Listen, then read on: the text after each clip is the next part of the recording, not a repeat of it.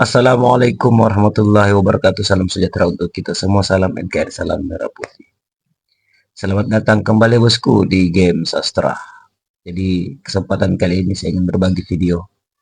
Ternyata Irma Caniago ini pernah galau guys. Gara-gara Pak Anies. Ya tentunya berkaitan dengan pemilihan presiden dan wakil presiden kemarin. Ya kita tahu bahwa Pak Anies itu diusung oleh Partai Nasdem. Sedangkan Irma Caniago ini adalah kader Nasdem. Iya kan? Dan kemudian ada momen di mana Rocky Gerung dilaporkan oleh Ternak Mulyono. Ya, mungkin karena mereka kalah debat akhirnya Rocky Gerung dilaporkan.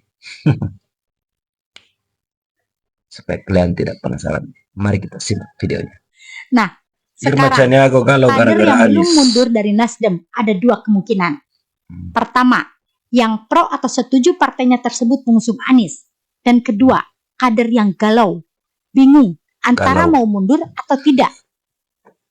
Sebagai contoh kader yang galau ini adalah Irma Suryani Caniago. Kenapa Pertanyaannya, kenapa dia galau? Gak tahu. Karena dulu getol banget menyerang Anies. Seperti Irma pernah mengatakan, program rumah DP 0 yang notabene janji kampanye Anies belum terrealisasi hingga 4 tahun ia menjabat sebagai gubernur DKI. Padahal itu adalah program unggulannya.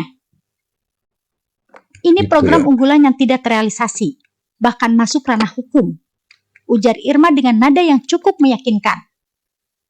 Tidak hanya itu, Irma juga mengatakan kontrol kerja Anies terhadap bawahannya lemah, sehingga program kerjanya jadi tidak jalan.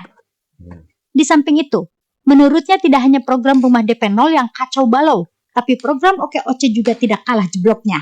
Cadas. Sekarang OKOC. partainya malah mengusung orang yang dikatakannya tidak becus bekerja itu. Jelas, secara tidak langsung, Pahlaw telah menskakmat Irma, hingga ia jadi nyaris tidak berdaya. Kasian juga Itulah ya. resiko jadi followers. Suka tidak suka harus ikut apa kata atasan. Jadi followers. Kalau disuruh menjawab dengan jujur, Irma sebenarnya gak setuju partainya mendukung Anies.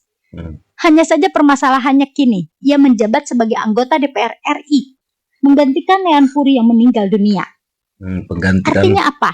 Kalau dia mundur dari partai tersebut, otomatis segala fasilitas seperti gaji, tunjangan, bantuan listrik dan telepon, biaya perjalanan harian, rumah dinas dan lain-lain tidak didapatkannya lagi. Yes. Sedangkan kalau tidak mengundurkan diri dari Nasdem, mendapat bullying terus dari netizen. Disinilah Sampai letak sekarang. ujian Irma sebenarnya. Apakah dia akan mengikuti jejak Niluh Jelantik yang keluar dari Nasdem demi prinsip dan harga diri? Ataukah menjilat ludah sendiri dengan turut mendukung Wan Anies yang pernah dikatakannya tidak becus bekerja tersebut demi mempertahankan jabatan? Kasihan. Begitulah dari kura-kura. Bagaimana menurut Anda? Artikel ini dilansir dari siwut.com. Bahwa itu artinya penghilangan bukti. Udahlah Noel, jangan maksain, Gerung bukan levelmu. Berarti Itu logika polisi yang adalah salah, pencuri gitu. Tidak dong. Lah bagaimana dia nuduh si maling itu pencuri? Dia menangkap itu dasar bukti. Oke. Bukan atas asumsi. Yung bilang Gitu. tadi semua orang yang menuduh kecurangan pembuat curang, oke? Yang menuduh hari ini curang berwatak culas. Oke, sampai di situ stop ya. Gitu. Sekarang saya terangkan akibatnya tuh. Logikanya saya lanjutkan itu. Presumption of guilty ada pada polisi. Polisi mesti menduga ada kriminal baru dia bisa tangkap. Nangkap nggak logikanya? Betul. Ya udah. Ya. Jadi Anda mesti tuduh juga Nah, polisi. kalau ini kan tidak. Politisi ini sudah menyimpulkan bahwa besok dicurang. Polisi juga tapi kenapa orang ini ikut pemilu? Logikanya berarti kan dia curang dong. Gitu dong. Bukan Ini ya. logika yang itu. Sekarang saya terangkan pelan-pelan. Polisi dari dia masuk tingkat 1 sudah di brief untuk mencurigai sebelum dia bisa buktikan. Sama dengan si politisi tadi. Apa bedanya? Ya, nggak bisa ngomong si Noel. Noel. Oke, saya lanjut ya. Cara polisi untuk menemukan jejak pertama dari kriminal adalah menemukan darah di situ. Bener nggak? Ya. Salah. Polisi itu baru bekerja otaknya ketika atau dia ingin ada darah yang dihapus. Begitu cara berpikir resersenya. Kenapa? Karena penghapusan jejak itu menimbulkan jejak baru. Dihapus lagi makin ada jejak baru tuh. Jadi polisi berupaya supaya ada orang yang menghapus jejak. supaya dia bisa berpikir secara runtut. Saya nggak dulu Gara-gara kalau debat, berlanjut Rocky Gerung jadi masalah dilaporkan pemberitaan ke lagi. polisi. Jadi kalau saya dilaporkan atas dasar pemberitaan iNews itu juga agak absurd karena kan oke saya kemarin menerangkan itu pada FNN. Tetapi masalahnya adalah buat apa dilaporkan sesuatu yang justru akan menimbulkan kehebohan baru itu.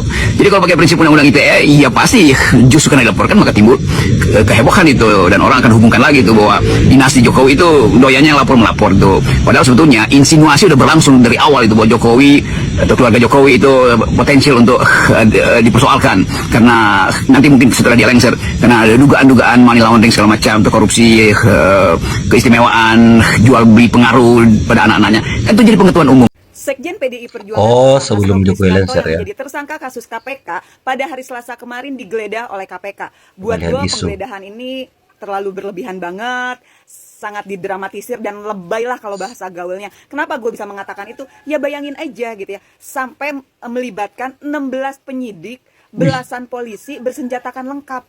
Udah kayak Lain. teroris aja. Penggeledahan dilakukan selama 4 jam. Dan selama 4 jam itu hanya dapat 1 USB atau flash disk dari kamar anaknya dan buku kecil, itu pun bukan milik Pak Hasto. Itu penggeledahan di rumah yang di Bekasi ya. Sementara penggeledahan rumah Pak Hasto yang di Kebagusan tidak mendapatkan satu barang bukti apapun. Ya mungkin karena tidak ada media sama sekali saat di Kebagusan. Sementara waktu di Bekasi kan diliput banyak media nih, biar terkesan mungkin KPK ada kerjaannya.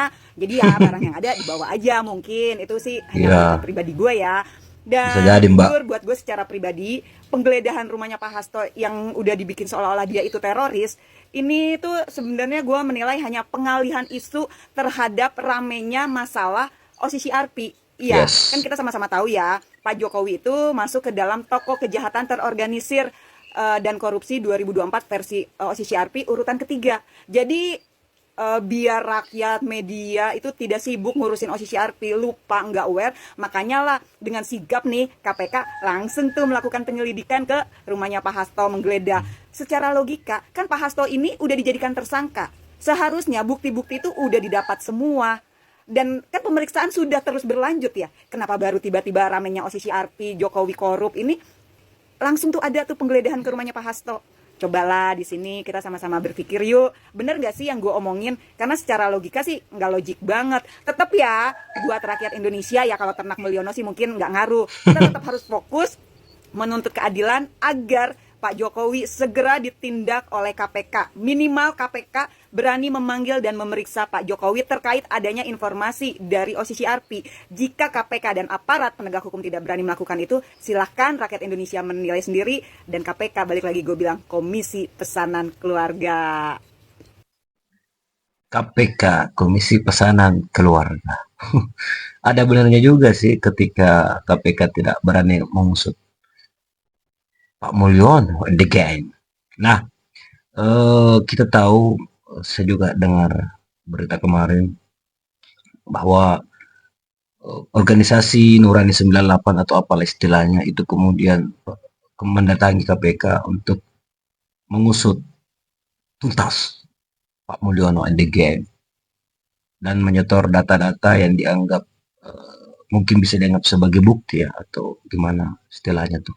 Nah, bagaimana nih tanggapan kalian teman-teman terkait video ini? Ternyata Ibu Irma tadi dijelaskan bahwa dia pernah galau gara-gara Anies Baswedan ya. Dan apa yang dilakukan oleh KPK itu dianggap suruhan dari Pak Jokowi. Kenapa?